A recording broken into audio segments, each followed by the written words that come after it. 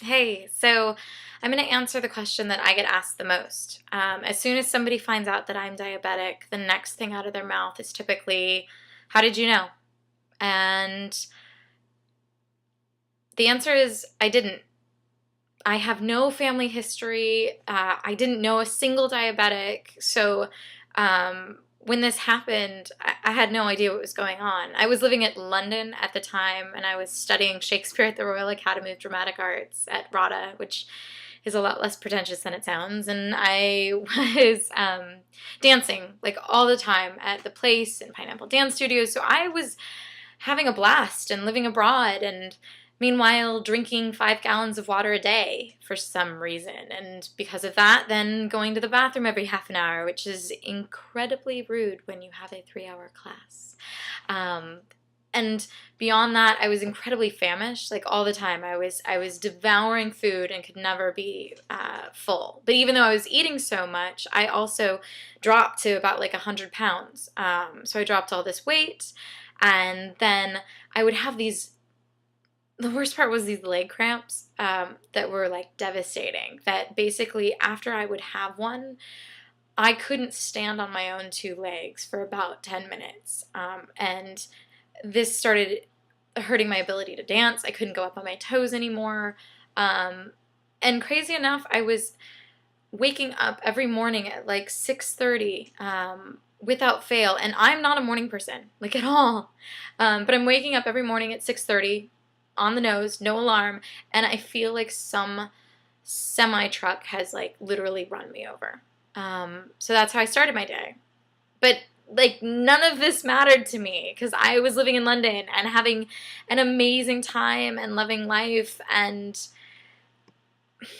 I guess I was trying to ignore all the warning signs because I think in the back of my head I actually knew something was really wrong.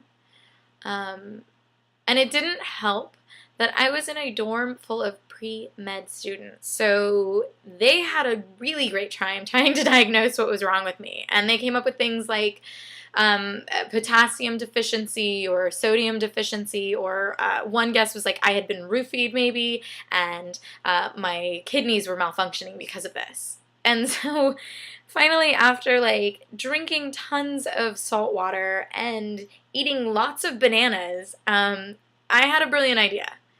Um, Medicine in England, medical care is free. It's socialized. And so I finally decided that maybe what I should do is walk down to the clinic before class one day and ask a professional. Um, and I did. So I went before class and I got seen pretty fast, and I started listing off my symptoms, and the woman's looking at me and she goes, "Can I smell your breath?" And I go, "Sure." And so she smells it, and what I didn't know is it smelled extremely fruity, which is a symptom. And then she tested my blood sugar and my urine, and I was elevated for glucose and ketones, which I had no idea what any of this meant. But basically, she turned to me and said, "You need to go up the street to the emergency room now, today." And she writes me out this note really quickly. And she goes, "Do you want me to find someone to walk you up there?" And I'm like, "It's a football field away." Like, I walked in like this. I'm not bleeding. I'm not in pain. I'm good. I'll take the note and go. And I did. And I walk up to the emergency room, and I hit the window, and there's a couple people in the waiting room, just a couple. And I hand the note to the attendant and say, "I was just up at the clinic and they told me to come here." And she starts to read the note and really quickly looks up and looks at me and says, "Can you sit right there?" And she's pointing to a chair like across from her window, and she grabs some, and I'm like, "Sure." So she grabs someone, and they watch me as she runs off and goes and talks to people.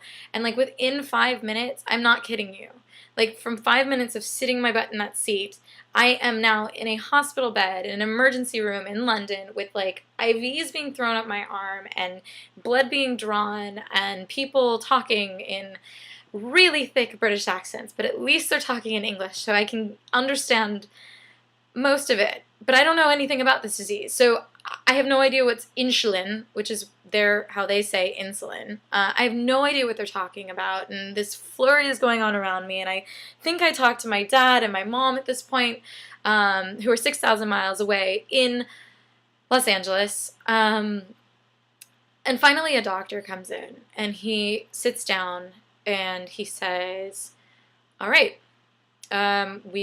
you have elevated blood sugar. We have every reason to believe you have type 1 diabetes. We are running the tests right now to confirm, and we're going to need to keep you here for at least a week or two to observe and bring your blood sugar levels back down. And I immediately stop him and say, I can't. I have theater tickets tonight. Like, without a beat. He says, you need to stay in the hospital, and I say, I have to go to the theater for a play. And he looks at me like I'm crazy, and I look at him like he's crazy, and we both realize we're not going to budge, so he goes scampering off, telling me that basically, in order to let me go, I have to be able to administer insulin and start treating this disease. And I say, okay, show me how. I think I was just in shock and really wanted to get out of there. So he goes off, makes a phone call to the clinic, the diabetic clinic across town, and a nurse practitioner there jumps in a car. I think her name is Caroline. And she jumps in a cab, comes across town, picks me up. They release me from the hospital into her care because I've agreed that I will be able to give myself injections. And we go zooming across town to this diabetic clinic. So I've already missed like every class. I'm now in my like third hospital clinic thing of the day. And she was the first person to like actually sit down and really talk to me. Everyone was so kind and helpful, but it was the first moment I think I sat and realized what was going on. And she said, you have an opportunity right here, right now, to make the choice today and every day hereafter to live a healthy life. This isn't going to stop you from doing anything, but you have to make the choice to take care of yourself. And you can live healthier than most people ever will. And I am really grateful to her for saying that. It really,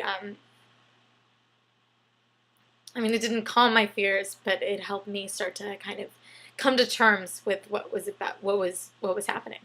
And so she says, you can do this, right? I can teach you how to administer insulin. And I say, sure, again. And she runs off.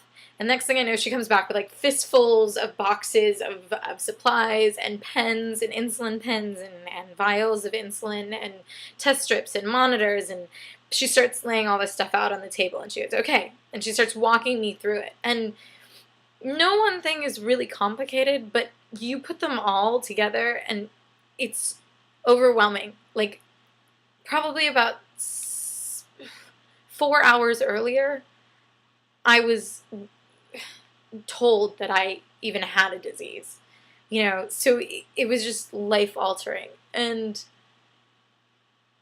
we get through like this lesson, and I know what I need to know, and she says, I'll see you in 2 days, and then we'll go through it.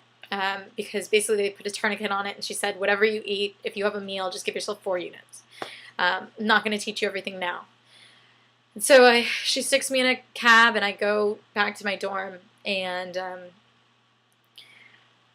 I'm in disbelief. And I walk into my dorm with all this gear, and I walk into the room, and I put it down. I don't even remember if I even saw my roommates. I put it down on the bed.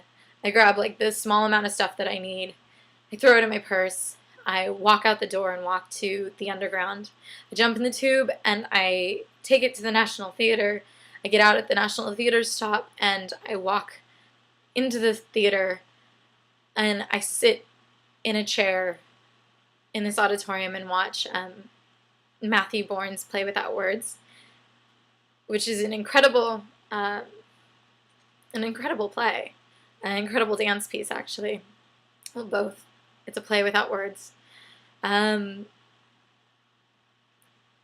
and let it wash over me. And that's how I knew. I knew because I had lots of symptoms, and I went to a clinic, and they told me. That's how I found out. All right. I will see you next time. Cheers.